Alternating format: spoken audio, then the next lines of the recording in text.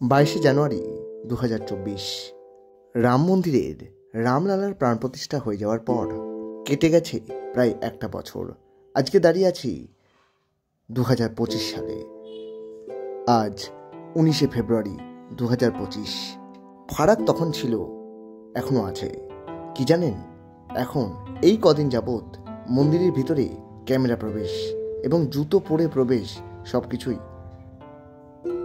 করা যাবে, কিন্তু আমার মনে হয় জুতো না পরেই ঢোকা সম্ভব এবং জুতো না পরেই যাওয়াটা শ্রেয়। ক্যামেরা নিয়ে যাওয়ার ব্যাপারটা আমি ঠিক বলবো না, ওটা আপনাদের ব্যাপার, কিন্তু যখন সুযোগ দিচ্ছে সুযোগটাকে লুফে নেওয়াই আমি মনে করি শ্রেয়।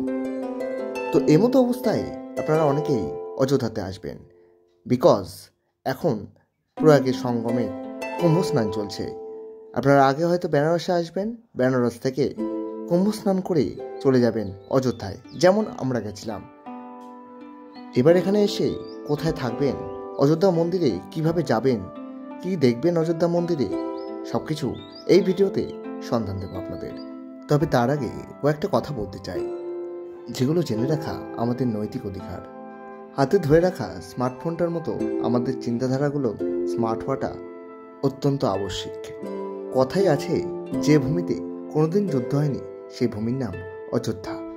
কিন্তু আজকের এই অযোধ্যায় লাগাতার 500 বছর ধরে অধিকারের যুদ্ধ চলছে। একটাই দাবি, রামলালাকে তার ঘর, তার মন্দির ফিরিয়ে দিতে হবে। নতুন প্রজন্মের অনেকেই হয়তো জানে না এই লড়াইটা আসলে কিসের। তারা জানে মসজিদ ভেঙে মন্দির তৈরি হয়েছে, তাই অযোধ্যার রাম মন্দির নিয়ে এত জটিলতা।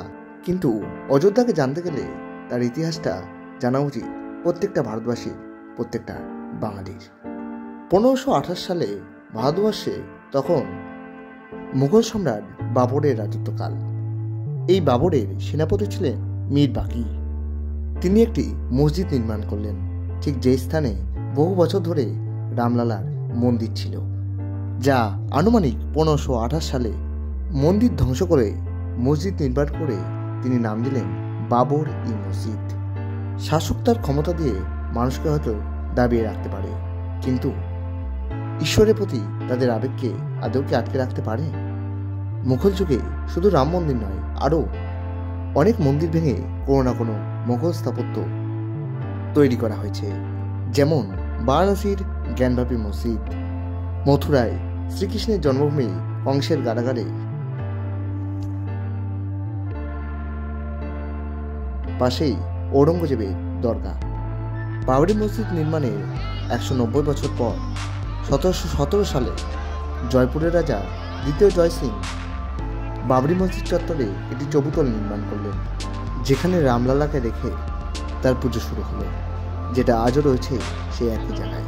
এরপর 1814 সালে ফৈজাবাদ, বা এখন যে নাম হয়েছে অযোধ্যা ক্যান্টনমেন্ট, সেখানে এক ইংরেজ অফিসার তার জার্নালে প্রকাশ করলেন বাবরি মসজিদের ভিতরের যে স্থাপত্য শৈল সেটা হুবহু মিলে যায় হিন্দু স্থাপত্য শৈলের সঙ্গে।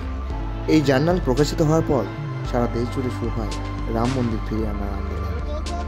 এরপর 1855 সালে অবধের নবাব তখন ওয়াজিদ আলী শাহ, তার শাসনকালে অযোধ্যায় দুই সম্প্রদায়ের মানুষের মধ্যে শুরু হলো সাম্প্রদায়িক অশান্তি। তার কারণ রাম জন্মভূমির ভিতরে হিন্দুদের প্রবেশাধিকার বাধা দেওয়া হয়। এই অশান্তি থামাতে 1859 সালে রামলালার চবুতরা এবং বাবরি মসজিদের মাঝে কাঁটাতারা লাগিয়ে দেন তৎকালীন ইংরেজ সরকার। প্রায় 30 বছর পর 1885 সালে এই মন্দির মামলা ওঠে পরাধীন ভারতবর্ষের ফৈজাবাদ কোর্টে। দাবি ছিল রামলালার ওই অস্থায়ী চবুতরার উপর স্থায়ী মন্দির তৈরি করে দিতে হবে, কিন্তু তৎকালীন আদালত সেই মন্দির নির্মাণে নিষেধাজ্ঞা জারি করেন। 1934 সাল এই বিবাদ আবারও সাম্প্রদায়িক সংঘাতে রূপ নেয়। এই সংঘাতে বাবরি মসজিদের কিছু অংশ ক্ষতিগ্রস্ত হয়। এরপর বাবরি মসজিদের নামাজ পড়ার উপরে নিষেধাজ্ঞা জারি করেন তৎকালীন ইংরেজ সরকার। 1947 সাল দেশ স্বাধীন হয়ে গেল, কিন্তু তৎকালীন সরকার এই ব্যাপারটাকে নিয়ে মাথায় ঘামালেন না। 1949 সালে একটা খবর ছড়ালো বাবরি মসজিদে নাকি আবারও শ্রীরামচন্দ্রের মূর্তি পাওয়া গিয়েছে। আবারও শুরু হলো সাম্প্রদায়িক অশান্তি। পরিস্থিতি এমন জায়গায় পৌঁছালো যে ফৈজাবাদ কোর্টের নির্দেশে বাবরি মসজিদের দরজায় তালা লাগিয়ে বন্ধ করে দেওয়া হলো। এরপর শুরু হলো দীর্ঘদিনের আইনি লড়াই। বাবরি মসজিদের জমির মালিকানা আসলে কাদের, এই নিয়ে। এর মাঝে সরকারেরাও কিন্তু দুই নৌকায় পা দিয়ে চলছিল। দিন ভালোই কাটছিল, কিন্তু 1986 সালে ইন্দিরা গান্ধীর মৃত্যুর পর ভারতবর্ষের প্রধানমন্ত্রী হলেন তার পুত্র রাজীব গান্ধী। এলাহাবাদ হাইকোর্টের নির্দেশে 37 বছর ধরে বন্ধ বাবরি মসজিদের গেটের তালা খুলে দেওয়া হলো, যাতে হিন্দুরা তাদের রামলালার পুজো করতে পারে সেই আগের চবুতরাতে। 1990 সালের 25 সেপ্টেম্বর বিজেপির অন্যতম প্রতিষ্ঠাতা এবং প্রবীণ নেতা লালকৃষ্ণ আডবাণী এই আন্দোলনকে তাদের দলীয় আন্দোলন বলে ঘোষণা করলেন। গুজরাটের সোমনাথ থেকে অযোধ্যা পর্যন্ত বিজয় রথ বার করলেন, বলা ভালো রথযাত্রার সূচনা করলেন। তাদের রথ আটকানো হলো বিহারে এবং গ্রেপ্তার করা হলো লালকৃষ্ণ আডবাণীকে। 30 অক্টোবর 1990 অযোধ্যায় কর সেবকদের সমাগম হল। কর সেবক হলেন তারা যারা হিন্দু ধর্ম রক্ষার্থে সক্রিয় ভূমিকা পালন করেছিলেন। এরা সেদিন বাবরি মসজিদের উপর উঠে সনাতন ধর্মের পতাকা উত্তোলন করেন। পুলিশ তাদের আটকানোর চেষ্টা করে, পুরো অযোধ্যা জুড়ে কারফিউ জারি হয়। কিন্তু তাতেও কোনো ফল না হয় উত্তরপ্রদেশের মুখ্যমন্ত্রী মুলায়ম সিং যাদব কর সেবকদের উপরে গুলি চালানোর নির্দেশ দেন, যাতে প্রায় 55 জন কর সেবকদের মৃত্যু হয়, যেটা প্রায় সরকারিভাবে 17 জন। 6 ডিসেম্বর 1992 তৎকালীন ভারতের প্রধানমন্ত্রী পিভি নরসিমহা রাও আর উত্তরপ্রদেশের মুখ্যমন্ত্রী কল্যাণ সিং এই দিনে প্রায় 2 লক্ষ কর সেবক বাবরি মসজিদের সামনে জড়ো হয়ে সেই মসজিদে 3টে গম্বুজ ধূলিসাৎ করে।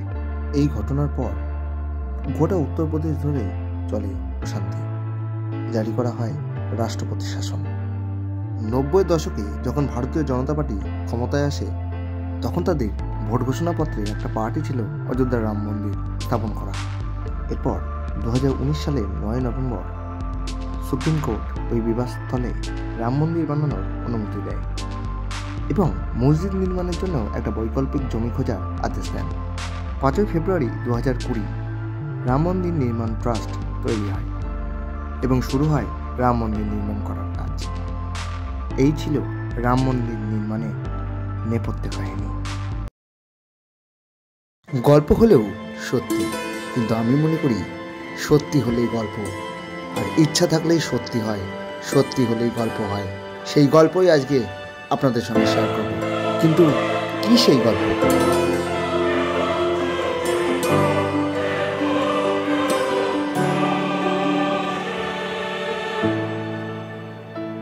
ঈশ্বর আছে কিনা জানি না,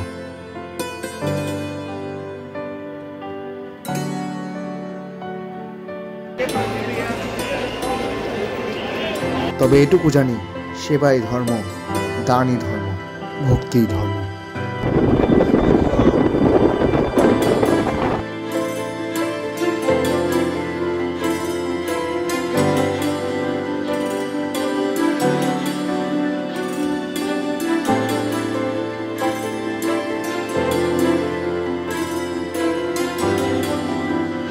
আর সেবা দান ভক্তি থেকে ঈশ্বর মুক্তি।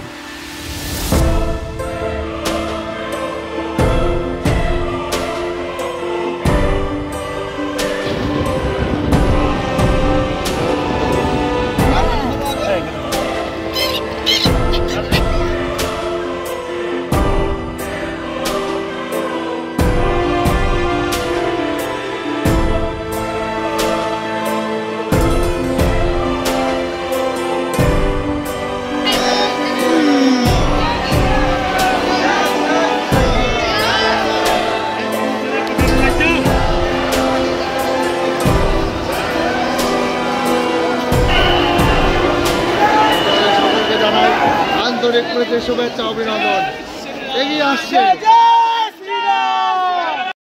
কিন্তু জীবনের কঠিন বাস্তব হলো আজ আছি কাল নাই, সব শেষে সেই চিতার ছাই। The one and only Manikarnika ঘাট ইন বেনারস। 18 ফেব্রুয়ারি 2025 কুম্ভ স্নান করার পর ওখান থেকে দুপুর 2-3টে নাগাদ আমরা বেরিয়ে গেলাম অযোধ্যার উদ্দেশ্যে। কিন্তু সবই ঠিকঠাক চলছিল, তার মাঝেই আমাদের পড়তে হলো বিশাল বড় জ্যামে। যে জ্যাম কাটাতে কাটাতে আমাদের প্রায় 22 ঘন্টা লেগে গেল। 3 ঘন্টার জার্নি আমরা 22 ঘন্টায় কভার করলাম। এই যেন এক দুর্বিষহ মুহূর্তে সাক্ষী হতে হলো। এমনকি সকালের কাজটাও আমাদের করতে হলো মাঠে বসে। সে এক আলাদাই এক্সপিরিয়েন্স। এইসব এক্সপিরিয়েন্স থেকে বাঁচার জন্য আবারও বলছি, নিজের পরিমাণ মতো খাবার সবসময় মজুত রাখবেন এবং যতটা পারবেন জল কাছে রেখে দেবেন, কারণ জানেন না কখন কোন সমস্যার সম্মুখীন আপনারা হতে চলেছেন। আমরা যেটা 3 ঘন্টার রাস্তায় ফেস করলাম 22 ঘন্টার এই দুর্বিষহ পরিস্থিতি। কোথাও গিয়ে মনে হচ্ছিল 95 কিলোমিটারটা যেন আমাদের কাছে 950 কিলোমিটার। যাই হোক, বাদ দিন। এখন আপাতত প্রয়াগরাজেই আমরা ছিলাম। প্রয়াগরাজে তখন সবে সবে বিকেল নামছে। আমরা ভাবছিলাম খুব তাড়াতাড়ি হয়তো অযোধ্যায় ঢুকে যাব, বলা ভালো ভেবেছিলাম হয়তো রাতেই পৌঁছে যাব, কিন্তু সেই রাতেই আমাদের গাড়ি জ্যামে আটকালো এবং সেই সারা রাত ধরে আমরা দাঁড়িয়ে থাকলাম, যার কারণে এই দিনটাই পুরো আমাদের মার। অর্থাৎ 18 তারিখ আমাদের পুরোটাই গাড়িতেই জার্নি করতে হয়েছিল এবং রাত্রিরে 2-2:30টার সময় শেষমেশ না থাকতে পেরে আমরা এই হোটেলটায় একটু স্টে করলাম অযোধ্যা যাওয়ার আগেই। এখানে আমরা একটু খাওয়া দাওয়া করেছিলাম, ভালো খাওয়ার দাওয়ার ছিল। আমি নিয়েছিলাম রুটি তরকারি এবং শেষে তার পরের দিন অর্থাৎ 19 তারিখ সকালবেলা 7টা কি 7:30 নাগাদ আমরা অযোধ্যা ঢুকলাম এবং সেখানেও কিন্তু একটা বড় সড়ো স্ক্যাম ছিল। স্ক্যাম ঠিক বলবো না, মানে গাড়িগুলোকে আটকে দেওয়া হচ্ছিল এবং খুব কষ্ট করে কিন্তু আমরা গাড়ি ছাড়িয়ে শেষমেশ অযোধ্যায় পৌঁছালাম 7:30 নাগাদ। আর এরপরে আমাদের হোটেলে পৌঁছে গেলাম, হোটেল অবন্তিকা। হোটেল অবন্তিকা খুবই ভালো হোটেল। এটি হচ্ছে সার্ভিস লাইনে। আমি এখানে লোকেশন দিয়ে দিচ্ছি। আমাদের রাম মন্দির থেকে এই হোটেলটি প্রায় 12 কিলোমিটার ডিস্টেন্সে ছিল, বলতে পারেন ফায়জাবাদে। আর এই 12 কিলোমিটার ডিস্টেন্স আমরা কভার করেছিলাম হোটেল থেকে টোটো ধরে আমরা চলে গিয়েছিলাম রাম মন্দিরে 1 কিলোমিটার বা 2 কিলোমিটার আগে। সেখানেই টোটো আমাদের দাঁড় করিয়ে দিল। সেখান থেকে আমরা পায়ে হেঁটে চলে গেলাম রাম মন্দিরের উদ্দেশ্যে। বেশ কিছুক্ষণ হাঁটতে হাঁটতে কিন্তু এই চেকপোস্টটি আমাদের চোখে পড়লো। দেখা যাচ্ছে অযোধ্যা ধাম এদিকে, সিভিক লাইন এদিকে। সিভিক লাইনে আমাদের হোটেল, অযোধ্যা ধাম এদিকে, ডান দিকে আমরা ঘুরে যাচ্ছি। আমি এবার আর ভয়েস ওভার দেবো না, কারণ এখান থেকে আমাদের হাঁটতে হাঁটতে যেতে হয়েছিল। যে কেউ র্যাপিডো আপনাদের নিয়ে যেতে পারবে, আমরা হেঁটেছিলাম। র্যাপিডো আপনাদের মোটামুটি এখানে 150-150 টাকায় আপনাদের সোজা রাম মন্দিরে একটু আগে, যেখানে হনুমান চটির গেট শুরু হচ্ছে তার আগে কিন্তু দাঁড় করিয়ে দেবে। এখান থেকে আপনাদের হেঁটেই যেতে হবে। তো আমি বেশি আর ভয়েস ওভার দিচ্ছি না, এবার আপনারা শুধু দেখতে থাকুন।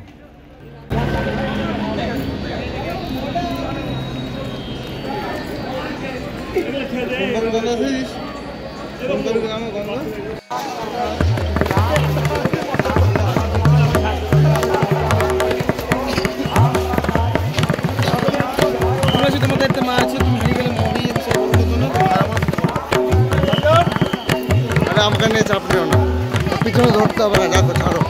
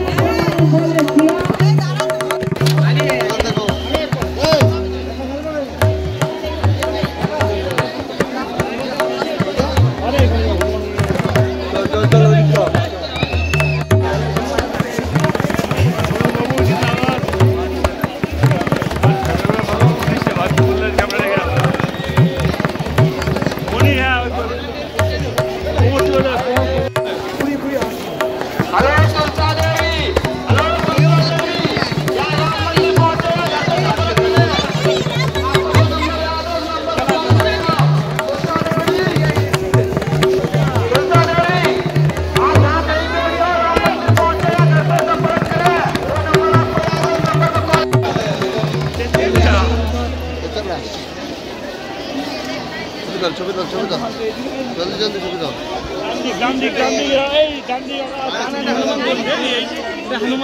ডানে চেপে রাখ, ডানে চেপে রাখ, ডানে চেপে রাখ।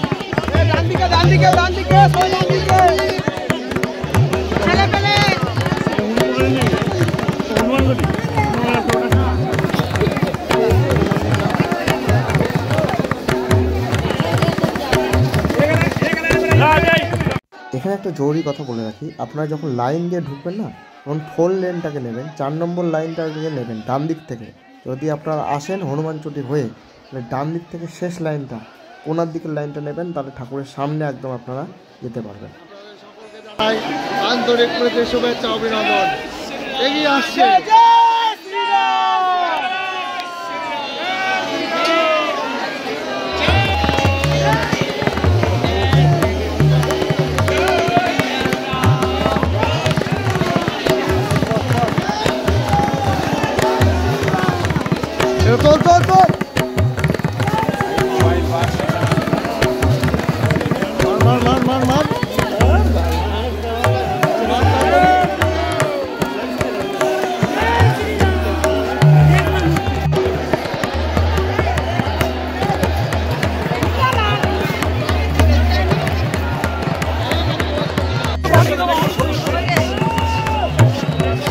আকাশ, ছবি তুলিস।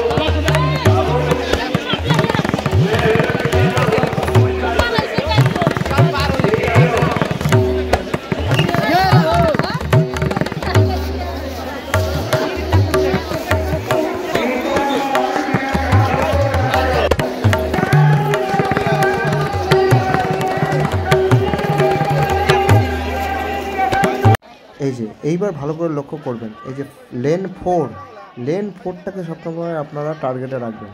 লেন 4টাকে যদি আপনারা টার্গেটে রাখেন, তাহলে আপনারা একদম ঠাকুরের সামনে যাবেন। হ্যাঁ, এটা হতে পারে যে আপনার কোনায় থাকবেন তো বেশিরভাগ, তো একটুখানি সচেতন থাকবেন নিজের ব্যাগপত্র, মোবাইল ফোন বা ক্যামেরা যাই নিয়ে যান না কেন সেগুলো সম্পর্কে। বাকি আপনারা সবসময় ভাববেন লেন 4 দিয়ে আপনাদের ঢুকতে হবে। আরে ওরা কোথায় গেল? ওরা আসতে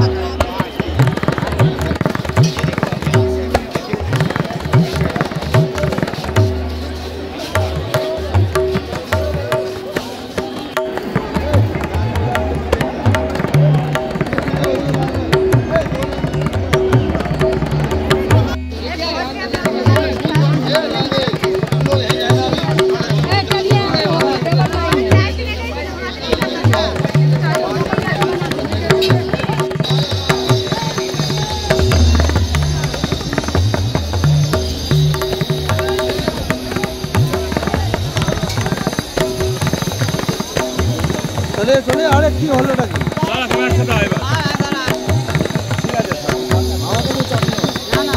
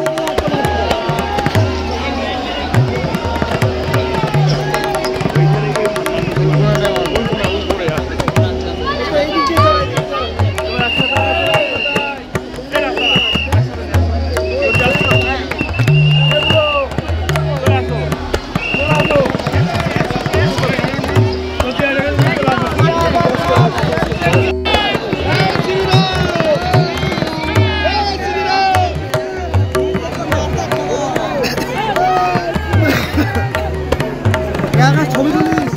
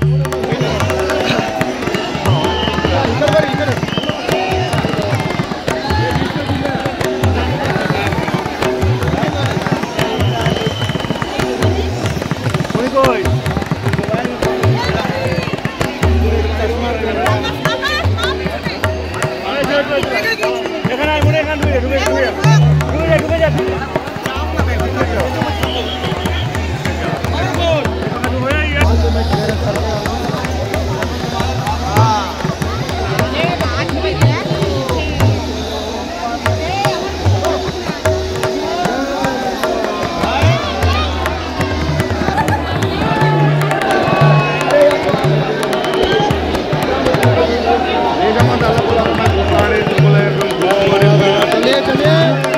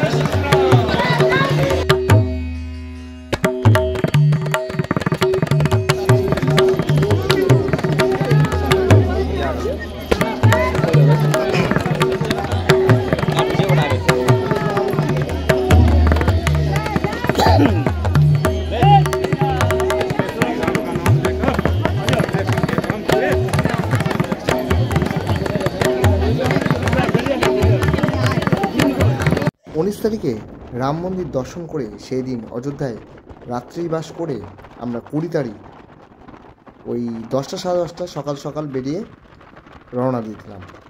আমাদের জার্নি কিন্তু অনেকটাই ছিল, প্রায় 16 ঘন্টা 57 মিনিট, ওই ধরে রাখেন 17 ঘন্টা মতো আমাদের জার্নি ছিল।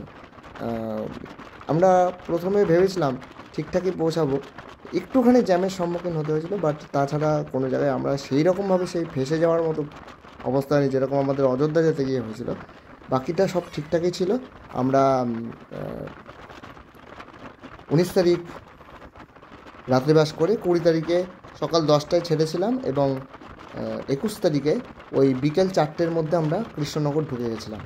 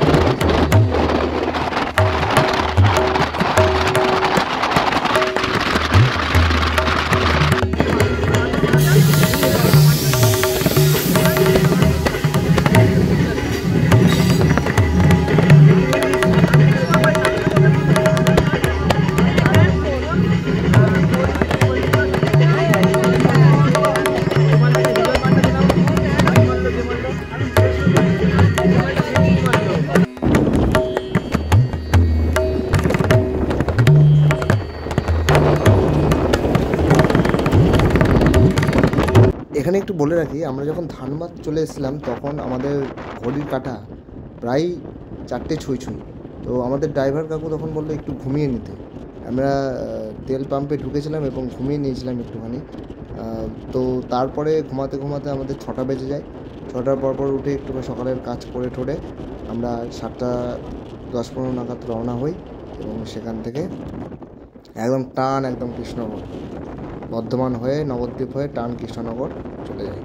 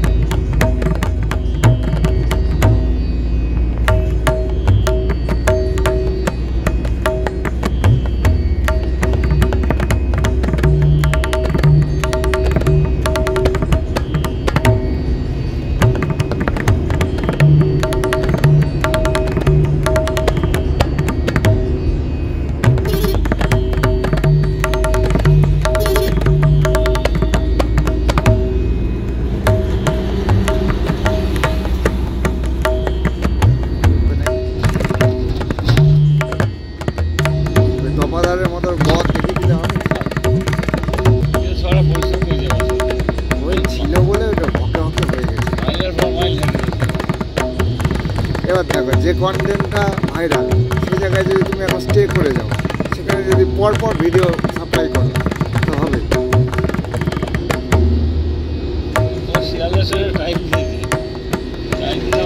জল দিয়ে যান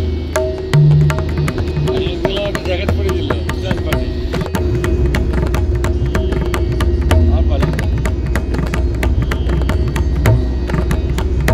ওই জন্য সব ক্যামেরা রেখে দেয়, দেখবা গাড়ির সামনে পুরো মেরে রেখে দেয়, পুরো শ্যুটটা নিয়ে নেয়, নিয়ে কেটে কেটে দেয়।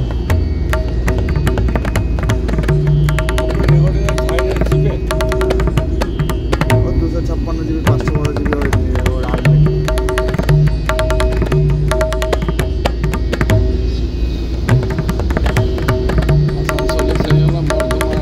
21 তারিখ তখন প্রায় দুপুর 2:30 বেজে গেছে।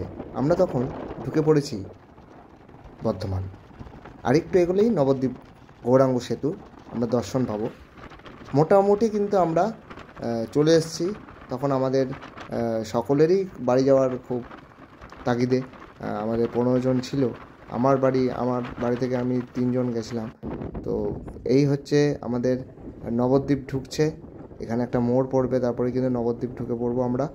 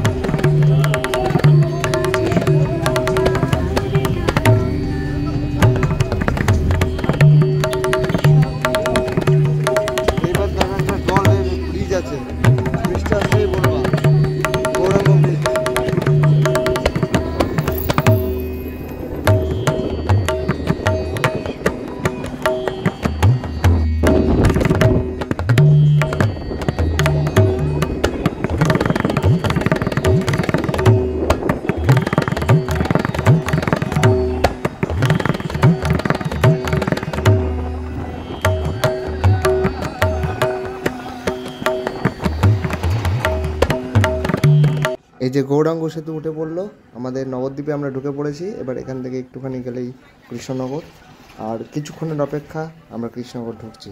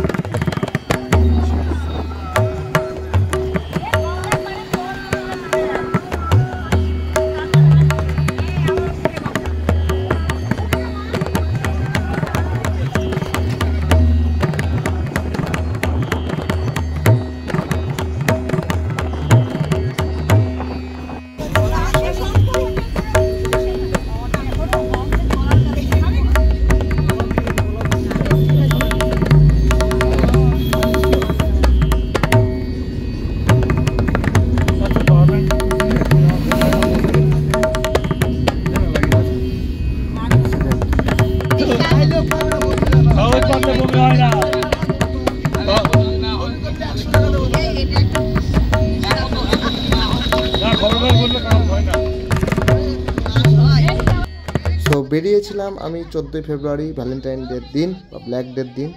আজকে ঢুকছি 21 তারিখ। এবার আমি আবারও ফিরে যাব কৃষ্ণনগরে মাটির সঙ্গে আবারও জুড়ে যাব। কিন্তু এই যে এই কদিন আমি যে এক্সপিরিয়েন্স গ্যাদার করলাম, এটা আমার জীবনে সারা জীবন থেকে যাবে। যাই হোক, আমার প্রত্যেকটা সিরিজ কার কেমন লেগেছে অবশ্যই কমেন্ট করে জানাবেন। সবাই ভালো থাকবেন, সুস্থ থাকবেন। আমাদের শিবরাত্রি কিন্তু আসছে 26 তারিখ, তার ভিডিওর জন্য স্টে টিউন। গুড বাই, ভালো থাকবেন, জয় শ্রীরাম। স্পেশাল থ্যাঙ্কস জানাবো গণেশ কাকুকে, কৌশিক কাকু, অরিম কাকু এবং আমাদের সকল টিম মেম্বারদের। সবাই ভালো থাকবেন, সুন্দর হোক সবার জীবন।